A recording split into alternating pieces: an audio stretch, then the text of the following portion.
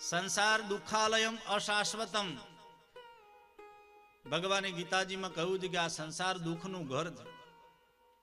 पुस्तकालय में जाओ ने तो पुस्तक मळशे, भोजनालय में भोजन मळशे, देवालय में देव हशे, मदिरालय में मदिरा मळशे, पण एवी रीतना आ संसार छे ने दुखालय है। अहीं वारे घड़ीए तमने लागशे थोड़ुं सुख मळ्युं पण दुख आगळ ऊभुं ज हशे। पण जेणे जगत बनाव्युं छे, जेणे आ संसार बनाव्यो छे, याद राखो जेटलो बने एटलो परमात्मा ने याद करो। जे भगवान में, जे देवी में, जे गुरु में, जे माताजी में तमे मानो छो, वधारे पड़ता एनुं चिंतन राखो। संसारनुं चिंतन बांधशे अने भगवाननुं चिंतन आपणे छोड़ावशे।